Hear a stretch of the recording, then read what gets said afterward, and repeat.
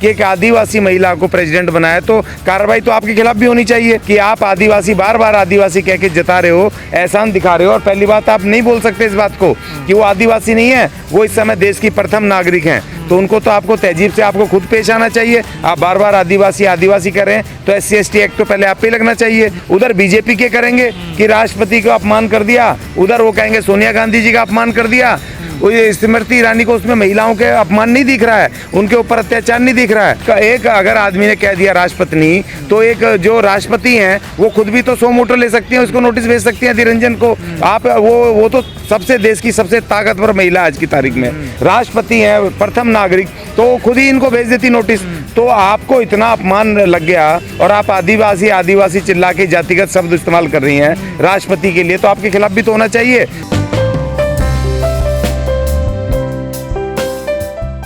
अगर उसने इस तरह राष्ट्रपति ने कहा, वो बेवकूफ है क्या? उसको बिल्कुल समझ नहीं है कि इतने इंपॉर्टेंट इशू देश में चल रहे हैं, सदन लीडर हैं और विपक्ष की तरफ देश की जनता देख रही है। आज जो बेरोजगारी से तराई तराई कर रहे हैं, जो महंगाई से तराई तराई कर रहे हैं और जो लोग पूरी तरह से पूरे देश में अव्यवस्था फैली है, वो समझ रहे हैं कि हमारा विपक्ष कुछ बोलेगा वहाँ सदन में, कुछ उठाएगा मुद्दे। GST के मुद्दे हैं, दूध के ऊपर इतना भारी पैसा बढ़ गया, सिलेंडर पे बढ़ गया, और तो और इन्होंने दही पर और दूसरी चीजों पर छाछ पे बढ़ा दिया। है उन्होंने।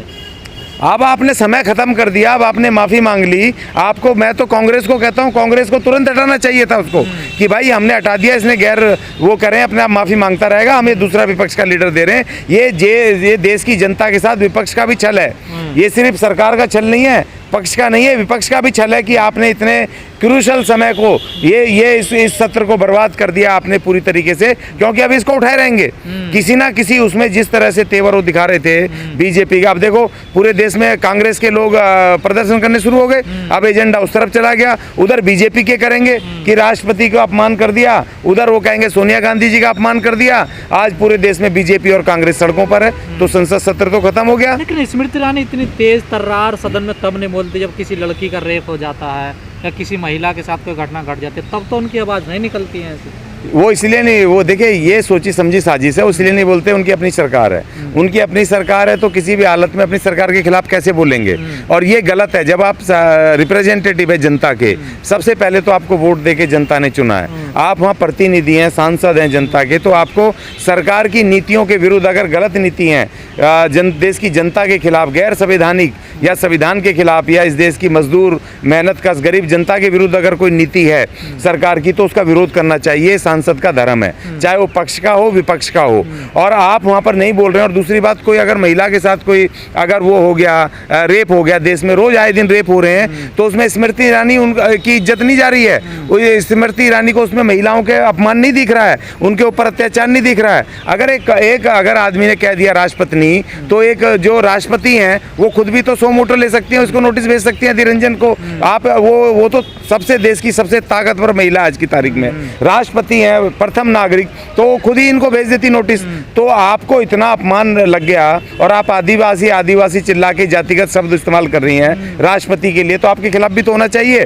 तो इसलिए देखिए, ये जो पार्टी पक्ष, ये जो हमारे सांसद जो धोखा कर रहे हैं इस देश की जनता के साथ, मेहनतकश गरीब जनता के साथ, जो उनको चुन के भेजते हैं, जब वो वोट डालते हैं तो आधे लोग ऐसे होते हैं जो पार्टी के मेंबर नहीं होते हैं। वो जो मिडिल क्लास या जो वर्किंग क्लास, वो देखता है कि भाई ये लोग हमारी जाकर के बात सुनेंगे सदन में और ये हमारी आवाज़ को, तकलीफ को उठाएंगे। और जब वहाँ पर महंगाई का मुद्दा है, GST का मुद्दा है, बेरोजगारी का मुद्दा है और देश में दुनिया भर की अव्यवस्था फैली हुई है, उसका मुद्दा है, तो आप वहाँ पर उल्टी सीधी बातें कर रहे हैं। लेकिन जब से द्रौपदी मुर्मू जी का नाम नॉमिनेशन के लिए आया कि उन्हें राष्ट्रपति उम्मीदवार बना जा रहा है, अब तो बन भी गई राष्ट्रपति, चर्चाओं में बनी हुई हैं वो लगातार। ये बनाया जा रहा है, ये जानबूझ के, क्योंकि बीजेपी तो ये दिखाना चाहती है पूरे एक घर में देश के और दुनिया को कि हम ऐसी पहली पार्टी हैं जिसने कि एक आदिवासी महिला को हमने वो बना दिया, राष्ट्रपति बना दिया। तो सच है ना, तो नहीं, सच तो है, लेकिन आप कैसे समय पे बना रहे हो?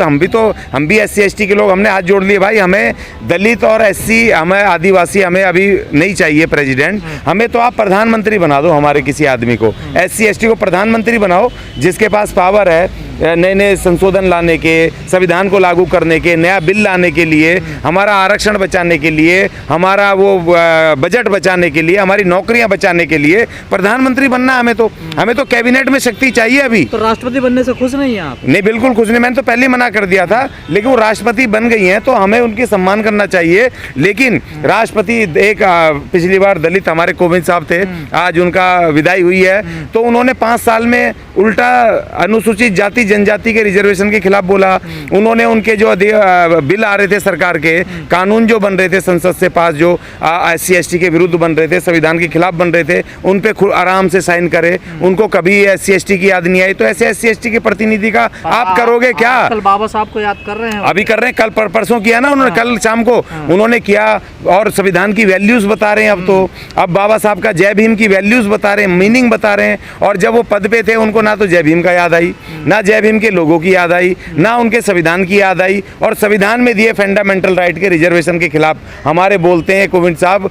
जब प्रेसिडेंट थे, इन्होंने इसी विज्ञान भवन में जहाँ इनकी विदाई हो रही है आज, वहीं इन्होंने कहा था कि रिजर्वेशन खत्म होना चाहिए, रिजर्वेशन की अब जरूरत नहीं है। तो जब आप रिजर्वेशन के खिलाफ बोल रहे थे, अब आप सीट से उतर गए, तो अब अपने लोगों की जरूरत पड़ेगी, तो अब आप कह रहे हो कि जी भीम, जय संविधान।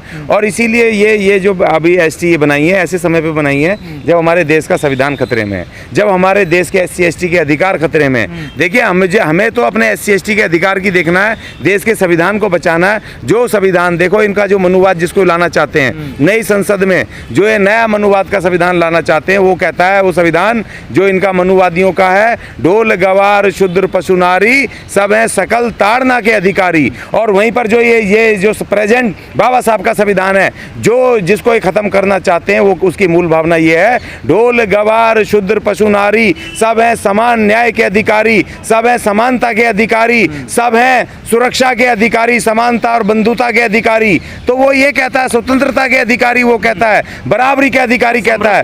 और अखंड भारत समरसता, देखिए यही बात है, समरसता और समानता में जमीन और आसमान का फर्क है। समरसता ये शब्दों के खेल हैं, शब्दों के। बाबा साहब भी तो समरसता डाल सकते थे ना कहीं पर, तो समानता उन्होंने समानता क्यों डाला, उन्होंने बंधुता क्यों डाला, उन्होंने समरसता क्यों नहीं डाला? तो ये सब ऐसे हैं गालमेल बेवकूफ बनाने वाले, क्योंकि समरसता में वो आपके साथ बैठ करके कभी छठे छमाए वो रोटी तो खा सकते हैं, लेकिन वो आपको बराबर का ना तो सत्ता में, शासन में, ना कहीं पर आपको बराबरी का अधिकार नहीं देना चाहते। इनको ये तो तकलीफ है, न्याय, सबको बराबर, सबको स्वतंत्रता, सबको समानता, सबको बंधुता। तो इसलिए उस संविधान को खत्म करके मनुवाद का जो पूरी तरह से जातिवाद पर और गैर बराबरी पर आधारित संविधान है, क्रूरता और अत्याचार पर आधारित संविधान है, उसको लाना चाहते हैं। आज जब देश के अंदर इतनी बड़ी महंगाई को लेके, बेरोजगारी को लेकर के, डॉलर इतना बढ़ रहा है लगातार, और पूरी त्राही मची हुई है देश के अंदर, बहुत सारे इशू हैं। GST का इशू है जो अभी इन्होंने इम्पोज़ किया पूरे खाने के उन पे चीज़ों पर, दूध पर, सब चीज़ों पर। तो इतने बड़े जो इशू हैं, उसमें एक ऐसा जो जिम्मेदार विपक्ष का लीडर इस तरह से गैर जिम्मेदारान बयान कैसे दे सकता है? ये पूरी तरह से ये मिलीभगत है, क्योंकि ये सेशन को पूरी तरह से बर्बाद करना चाहते हैं, ख़त्म करना चाहते हैं, जिससे कि जो मेन मुद्दे हैं उसके ऊपर चर्चा ना हो, उस पर फोकस ना हो। और क्योंकि देखो कहीं ना कहीं ये पूंजीपति सारे और पूरे देश दुनिया के जितने पूंजीपति इन दोनों पार्टियों को सपोर्ट करते हैं। और ये सारा का सारा चक्रव्यूह खेल है ये, कि एक छोटी सी बात कह के कि भाई उसने कह दिया है। पहली बात तो ये कहना नहीं चाहिए राष्ट्रपति। आज तक के किसी भी इतिहास में, चाहे वो अनपढ़ से अनपढ़ मेंबर ऑफ पार्लियामेंट रहा हो, चाहे जो भी रहा हो, बैकवर्ड से बैकवर्ड, वो राष्ट्रपति तो समझ आता है, प्रेसिडेंट, मगर राष्ट्रपति तो किसी ने नहीं कहा। तो और उसके तुरंत बाद जिस तरीके से उसको घटना हुई सोनिया गांधी जी के साथ, और वो हुआ अपनी वो जो है सास भी बहू की सीरियल वाली स्मृति ईरानी जी, और जिस तरीके से उन्होंने लपका उसको इशू को, पूरा संसद को उन्होंने बिल्कुल डिस्ट्रॉय कर दिया, पूरा ख़त्म कर दिया उसको, समय को, टाइमिंग को ख़त्म कर दिया। ये पूर्ण रूप से, क्योंकि कोई इतनी बड़ी बात नहीं थी। अगर स्मृति ईरानी से अगर सोनिया गांधी जी ने ये भी कह दिया कि डोंट टॉक टू मी, तो ये कोई बड़ी बात नहीं थी। भाई आप क्यों बात कर रही हैं उनसे? अगर आपको कोई बात करनी है तो आप वहाँ फ्लोर पे करो, संसद में सवाल पूछो सोनिया गांधी जी से। आप अगर वो किसी सांसद से बात कर रही हैं तो आप क्यों किसी को डिस्टर्ब कर रही हैं? वो नहीं करना चाहती हैं आपसे बात। नोक झोंक हुई है दोनों के बीच। हाँ, तो इसलिए हुई है क्योंकि इस पूरे जो संसद का शस्त्र है इसको ख़त्म करना है, बर्बाद करना है और इस पे चर्चाएं ना हो। और ये दोनों पार्टियां मिली हुई हैं। देखो, एक बात तो ये समझनी पड़ेगी इस देश के लोगों को और ख़ास तौर पे मजदूर वर्ग और SC/ST को। आज जो SC/ST का रिजर्वेशन, नौकरियां, ये सब खतरे में हुई हैं, ख़त्म हो रही हैं, ये कांग्रेस की बदौलत है। 1992 में निजीकरण की नीतियाँ। और दूसरी बात ये कि जो भी GST का इशू हो, चाहे वो नोटबंदी का इशू हो, चाहे वो महंगाई का इशू हो, चाहे वो प्राइवेटाइजेशन का इशू हो, ये तमाम जितने भी एजेंडा थे सब कांग्रेस के अपने उसमें एजेंडे में तो थे। सवाल यहाँ खड़ा होता है, जब राष्ट्रपति का शुद्धिकरण की वीडियो वायरल होती है, बीजेपी कोई बयान जारी नहीं करती, लेकिन जब राष्ट्रपति को कह दिया जाता है तो पूरा आसमान पे हल्ला मचा देते हैं सर। नहीं, देखिए, ये तो मैं वही तो मैं कह रहा हूँ ना कि इसको समझना पड़ेगा कि ये पूरा अंदर खाते पूरा मिला हुआ एपिसोड है। पहली बात तो विपक्ष नहीं, स्मृति ईरानी को शुद्धिकरण वाले वीडियो पे बोलना चाहिए नहीं, बिल्कुल बोलना चाहिए था। इनको शुद्धिकरण क्या, इनको तो और भी बहुत सारे इश्यूज पर बोलना चाहिए था।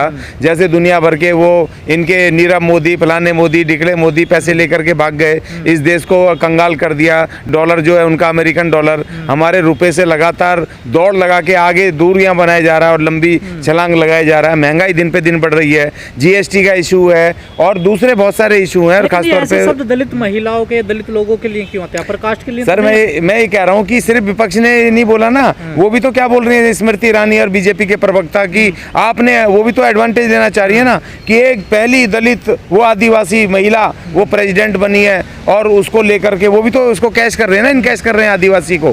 भाई आप बार बार इसका मतलब आप इस बात को मान रहे हैं, जता रहे हैं कि आपने बड़ा एहसान किया है कि एक आदिवासी महिला को प्रेसिडेंट बनाया, तो कार्रवाई तो आपके खिलाफ भी होनी चाहिए। आप ये संसदीय, ये गैर संसदीय शब्द हैं कि आप आदिवासी, बार बार आदिवासी कह के जता रहे हो, एहसान दिखा रहे हो। और पहली बात, आप नहीं बोल सकते इस बात को कि वो आदिवासी नहीं है, वो इस समय देश की प्रथम नागरिक हैं। तो उनको तो आपको तहजीब से आपको खुद पेश आना चाहिए। आप बार बार आदिवासी आदिवासी कह रहे हैं तो SC/ST एक्ट तो पहले आप पे लगना चाहिए।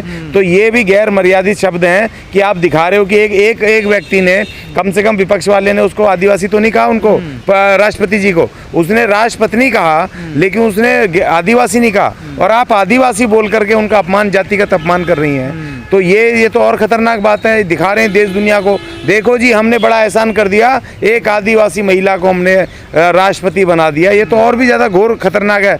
जिस बात का हमें खतरा था वही खतरा अब सामने आ रहा है कि आदिवासी ये दिखा करके, जता करके आदिवासियों के जो अधिकार हैं, ज़मीनें हैं, उनके अधिकार हैं, SC/ST एक्ट हैं, शेड्यूल एरियाज़ हैं, उन सबको ख़त्म करने का ये पूरा षड्यंत्र है। संविधान खतरे में है और भारत का जो प्रेजेंट स्टेटस है, धर्मनिरपेक्ष स्टेटस, उसको ख़त्म करके ये हिंदू राष्ट्र बनाने की तरफ ये बढ़ रहे हैं और इनका कोई मकसद नहीं है। और ये जो संविधान, ये जो हो रहा है, कांग्रेस भी जो कर रही है, कांग्रेस को भी तुरंत उनको उसी समय उसको हटा देना चाहिए था, अधीर रंजन को, अपने उसको मुख्य प्रवक्ता को।